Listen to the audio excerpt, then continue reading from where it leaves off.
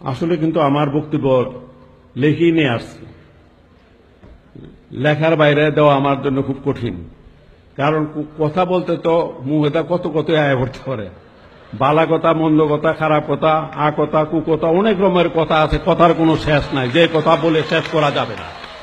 কিন্তু কথা হলো, আসল কথা হলো, কথা বলতে গিয়া আমার সাংবাদিক ভাইরা আছে, ওনারা এই থেকে বিভিন্ন গ্রামাটিক্যাল মিস্টেক, বিভিন্ন ধরনের, আবার এই অর্থ কি হয় বা এটা এইভাবে না বললে ওইভাবে বললে কেমন হয়, এ ধরনের একটা সমস্যায় থাকি। যার জন্য রাষ্ট্রপতি হওয়ার পরে একটা গরুর খোয়ার তো শুনছেন আপনার নাম, এই খোয়ারের ভিতরে থাকার মতো একটা অবস্থা, মানে যার জন্য এই অবস্থার ভিতরে রাখা হয়, মানে যার বা ভিতর থেকে কোনো ধরনের কাজ ফ্রি করা যায় না।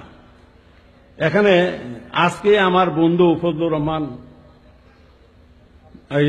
মানে ফারুক, সে আমার ছাত্র জীবনে যখন নাকি আমরা এই 60-এর দশকে রাজনীতি করছি, ছাত্রলীগ করতাম, তখন আমরা একসঙ্গে কাঁধে কাঁধ মিলে স্লোগান দিতে কত কি করেছি। সে কিন্তু আজ আমার এখানে আসতে যে কি অবস্থাটা ফেস করছে, সে পরে জিজ্ঞাসা করলে তার কাছে জানতে পারবেন, মানে আসতে পারে না। আর আমি যে আপনাদের কাছে আসছি, কিন্তু আসছি তো দেখেন বাসের বেড়া দিয়া কত দূর। এই যে আমরা গান অনেক সময় শুনতাম, মাঝে মাঝে নিজেও গাইতাম যে দূরের মানুষ কাছে আসো, শুনবে যদি আমার গান। এখন অবস্থা এমন হয়েছে, কাছের মানুষরা ঠেঙ্গা দূরে ভাবে, আশেপাশে আসার কোনো সুযোগ নাই। এই হলো আমার অবস্থা।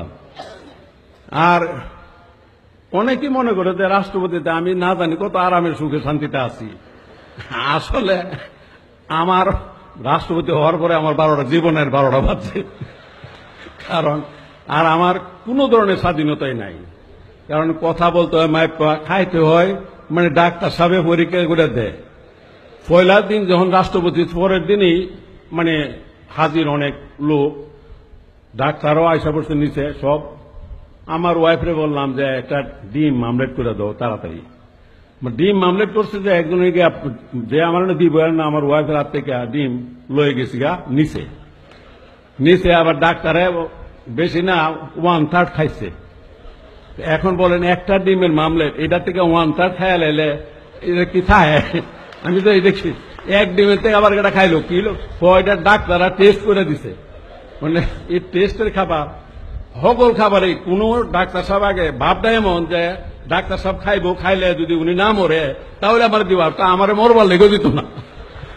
অর্থাৎ এখানে মনে হয় খায়া যাতে না মরি, মরণের স্বাধীনতা এখানে নাই। এ ধরনের একটা অবস্থার মধ্যে আছে। রাত্রে ঘুমাইলে এটা আরেক আজব ব্যাপার, দরজা কিন্তু লক করে ঘুমানো যাবে না, দরজা খোলানো লাগবে। কারণ এই ঘুমের মধ্যে কোন সময় কি হয়ে যায় ঠিক নাই, এই জন্য এইটা খোলা যে কোনো সময় যাতে ঢুকে পড়তে পারে। এই অবস্থার মধ্যে আছে, দুজন কি সুখে আছি।